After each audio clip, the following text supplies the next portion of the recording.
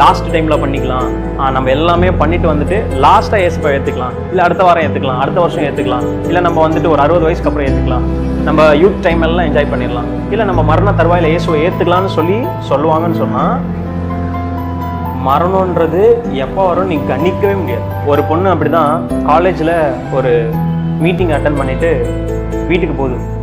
அந்த மீட்டிங்கில் சொல்லியிருக்காங்க, இயேசுவை ஏற்றுக்கிறவங்களாம் முன்னாடி வாங்க, பாவத்தை அறிக்கை பண்ணி இயேசுவை ஏற்றுக்கிறவங்களாம் முன்னாடி வாங்கன்னு சொல்லியிருக்காங்க. இந்த பொண்ணு முன்னாடியும் போயிருக்கு, இயேசுவே ஏற்றுக்குச்சு.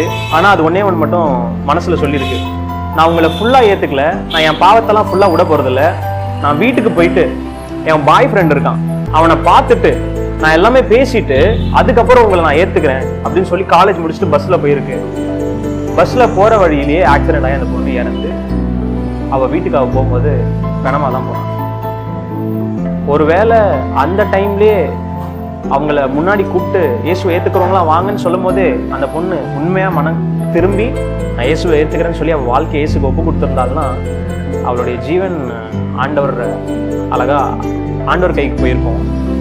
ஆனால் ஜஸ்ட் ஒரு சின்ன இந்த மாதிரி ஒரு தாட்னால நான் அப்புறமா ஏற்றுக்கிறேன், நான் அப்புறம் பண்ணிக்கிறேன் அப்படின்னு சொன்னதுனால மரணம் எப்போ வரும்னு யாருக்கும் சொல்ல முடியாதுன்ற காரணத்தினால அந்த பொண்ணுடைய வாழ்க்கை ஜஸ்ட் கை கட்டினது வாய் கட்டாமல் போச்சு அப்படின்னு சொல்லுவாங்கல்ல, அந்த மாதிரி அவள் லைஃபே போச்சு.